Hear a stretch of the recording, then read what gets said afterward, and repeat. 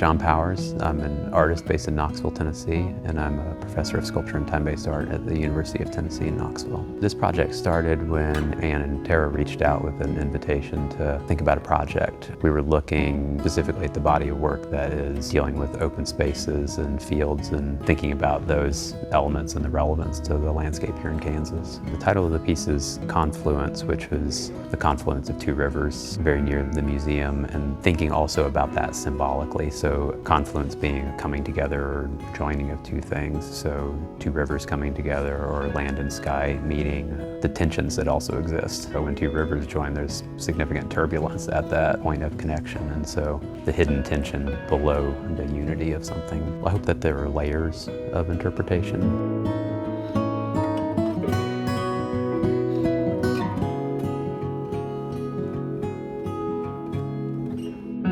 So one thing that was really exciting was that this was not previously being used as a gallery. And so there was significant renovation to the space to really turn it into just a shell. But we're going to be doing a 2-channel video projection, which is pinhole animation of the sky in the Flint Hills. And on the other 3 walls, we've got some trim. And within that trim, we're going to have mirrored paneling that will cover those 3 walls. And then on the floor, in front of that projection and occupying the majority of the floor space in the gallery will be a kind of 2-part kinetic sculpture. And then on either side are a bunch of vertical elements that are laser cut, vectorized tracing of Indian grass from the Flint Hills. And so the mechanism will set all of those vertical pieces in motion like tall grass in the wind.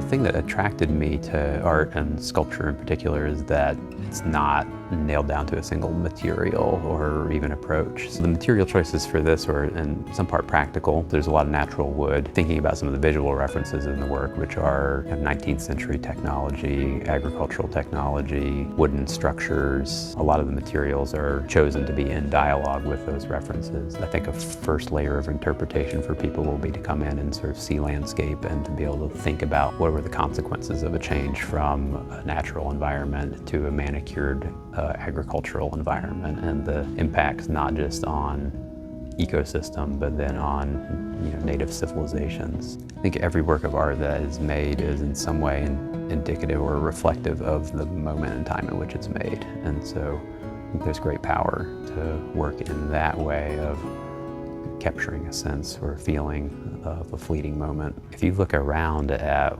where we're at technologically, every bit of innovation is a result of creativity. And so fostering creativity is the most essential thing for our society.